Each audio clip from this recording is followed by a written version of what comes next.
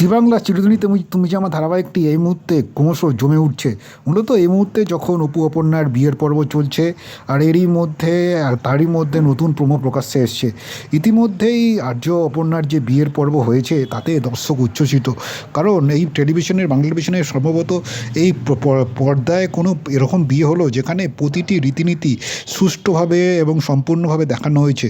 ফলত আগামী পর্বগুলোতেও আরও চমক আসছে।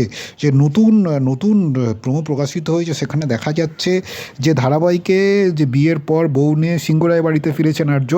বাড়ির সকলে অপেক্ষা করে রয়েছে তাদের বরণ করে নেওয়ার জন্য। আর সেই সময় অপর্ণার জায়গায় আর্যর পাশে রাসমণিকে দেখতে পায় আর্যর মা। চমকে ওঠেন তিনি। এই ঘটনা যে এই প্রথম হলো সেটা নয়। আর্য অপর্ণার গায়ে হলুদের সময় অপর্ণা বলে ওঠে যে তার নাকি বিয়ে হয়ে গিয়েছে। নায়িকার মনে হতে থাকে এসব নিয়ম সে যেন আগেও পালন করেছে, এবং এমনকি সাত পাক যখন তিনি ঘুরছেন, তিনি নিজের জায়গায় রাজনৈতিককে দেখতে পায় অপর্ণা।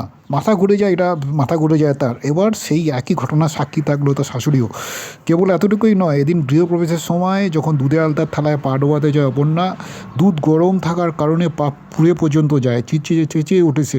সবাই জানতে চাইলে বলে পা পুড়ে গিয়েছে তার। এরপর আর্য হাত পেতে দেয়, তার উপর দিয়ে হেঁটে ঘরে ঢোকে অপর্ণা। বিয়ের গোড়া থেকেই একের পর এক বিপত্তি আর্যর প্রথম স্ত্রীর ঝলক ফুটে উঠেছে।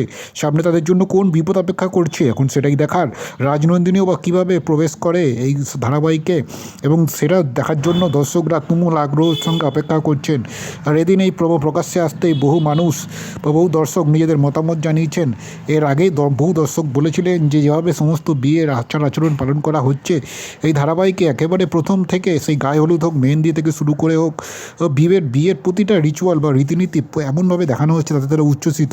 স্বাভাবিকভাবেই অনেকে আবার এমন ইতিমধ্যে দিদিপ্রিয়ার সঙ্গে শিরিন পালের তুলনা টেনে বলেছেন বর্তমানে এই ধারাবাহিকের গল্প জমে উঠেছে।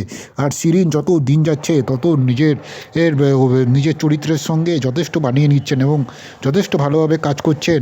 আর এই মুহূর্তে স্বাভাবিকভাবেই এই ধারাবাহিক আরও জমে উঠেছে। এখন আগামী দিনে যেভাবে রাজনন্দিনী অসুরেরই হয়ে ধারাবাহিকে ক্রমাগত আসছে, তাতে করে দর্শকের আগ্রহ ক্রমশ বাড়ছে।